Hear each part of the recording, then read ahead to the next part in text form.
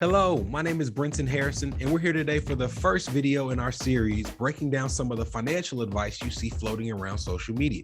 Whether it's Instagram, Twitter, TikTok, Facebook, we're going one by one through these trends, and we're going to cover what's accurate, what's inaccurate, what advice you should take, and what's worth leaving on the shelf. And today, we start with one of the most important topics, how social media influencers talk about investing and whether that's actually how the stock market works. Let's get started.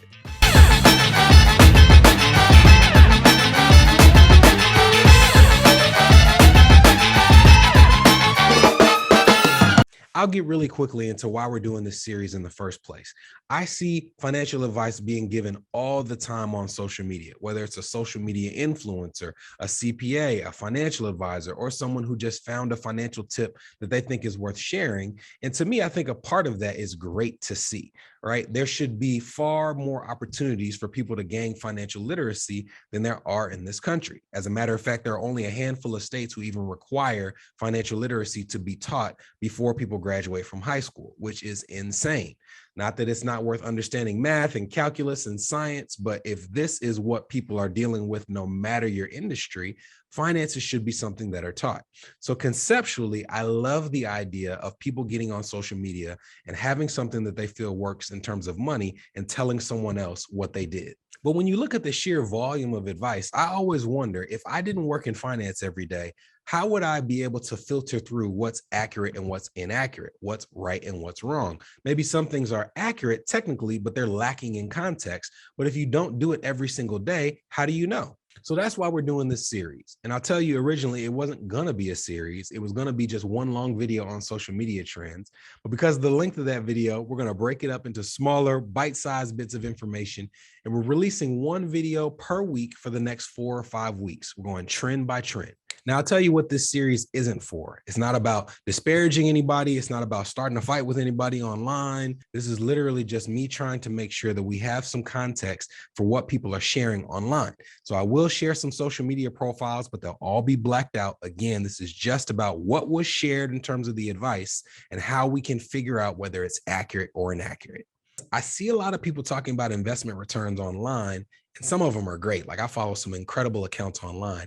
I see others where I understand where they're going with it, but it's not exactly how the stock market works. But believe it or not, the way that it works is often better than even what they're describing. That's why I like this one so much. So you see people online talking about investments, and they talk about when you put your money in the market, and they say that you'll get a 10% return.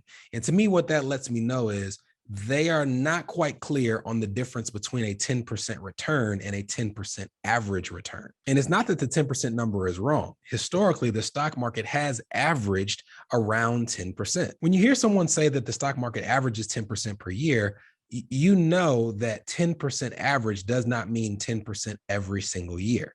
We all have that basic understanding of math. But when you hear it quickly, it's easy to forget that, right? Like, if you have a negative 10% return one year and a 30% return the next, that's still a 10% return. But when you hear it quickly, it's easy to have your brain process it as 10% average means 10% return no matter what. Every single year, I'm getting 10%. What compounds the issue of you hearing it the way that the market doesn't actually work is what people use to calculate their returns. So for example, when you hear someone say, oh, if you put $1 in the market now, 30 years from now, you'll have $5 million. They're getting those numbers by using an investment simulator. They're putting in an amount of money as initial contribution. They're putting in a certain rate of return, and then a period of time, 20, 30, 40 years. And that investment simulator is going to kick out an ending number that you would supposedly have at the end of the period. These simulators, however, don't have the ability to actually predict what the stock market will do. If there was an investment simulator that could tell you before the year started what the market would do, nobody would invest in the market without that simulator. You don't know what happens in the future. You only know what happens in the past. So because of that, they typically give you just a set rate of return. You can't say, no, I want you to actually show me what the next 20 years of the market will do. You have to pick. I'm going to get 6%, 7%, 8%, or in our example, 10%.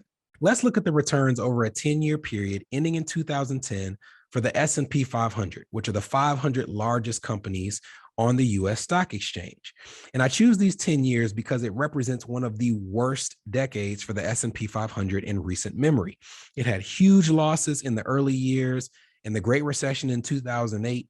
And over this 10-year period, those negative years led to an average return of 3.63%. Now, that's far less than what you'd expect from the 500 biggest companies on the US stock market.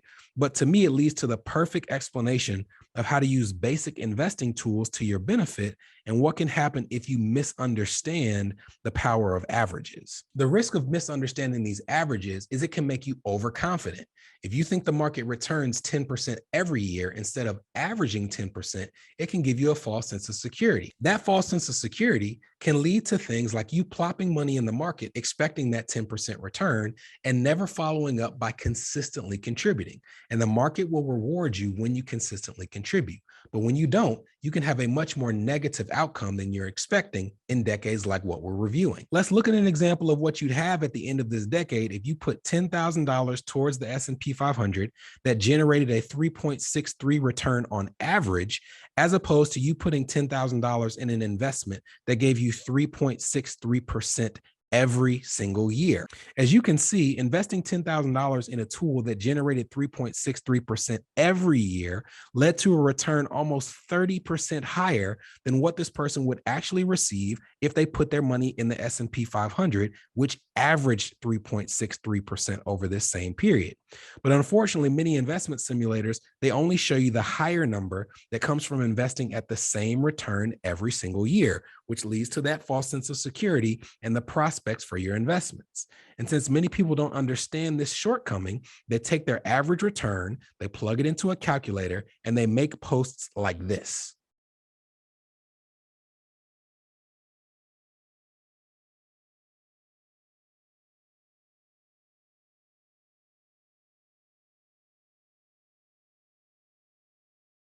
I love this parent's intentions, and they have the right idea. It is literally impossible for them to make this statement because we don't know what the next 63 years of market returns will look like. The only way they could make this projection is if they used a set rate of return each year in their calculation, which again is not how the market works. Even if you use past performance, which I have to say as an investment advisor is not indicative of future returns, even then the numbers don't add up at all. If you used a historical returns calculator that mirrors the returns of what the S&P 500 actually did, and we can invest the amount of money that they're talking about, and you'd see that this year, that person would have a little over $2 million. Now, nobody should sneeze at $2 million. And that's why the parent who made this tweet should be commended. They're putting money aside for their child, and it will lead to positive returns. But that positive return is less than half of the $5.4 million that they said they'd have in this example. There's just no possible way to say that that would happen without knowing the future. And since you don't know the future, you use an average return, and that's not how the market works. People who take this phenomenon for granted could miss out on one of the most beautiful things about the stock market, which is what's called buying low and selling high. And when you contribute consistently, buying low and selling high can actually lead to better returns than if the market gave you the same return every single year, no matter what. Now, let's look at an example of someone who understands this and why it's so beautiful when it works on your benefit. And this is the only person in this entire video that I'm not going to blur out.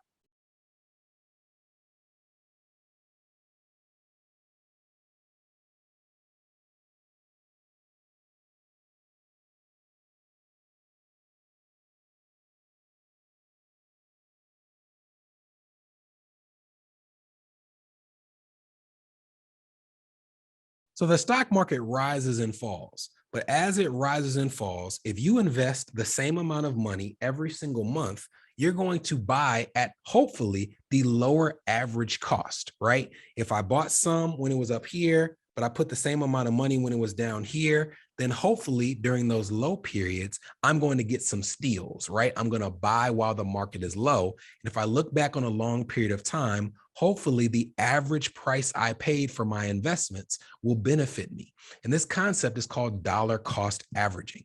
It is the concept of consistently putting in the same amount of money in the market at regular intervals and trying to attain the lowest average purchase price. Let's go back to an example. We covered one of the worst decades in the S&P 500's recent history, 2001 to 2010. So now let's cover one of the best, 2011 to 2020. And from 2011 to 2020, the S&P 500 averaged 14.49%, really strong return. In fact, the market generated a positive return every single year except one, which was 2018. So for this example, we're going to assume that our investor practices dollar cost averaging, starting with no money, but they invest $500 a month into the S&P 500 for the entire decade. So let's compare what they would have by experiencing the rises and falls of the market that led to an average of 14.49% with what they would have if they'd received 14.49% every single year. In this scenario, our investor ends up with over $6,000 more money by investing as the market rises and falls for an average of 14.49% than they would by getting the same 14.49% every single year. How is this possible? I told you the first rule of investing is buy low and sell high. And that's what you see at work in our example.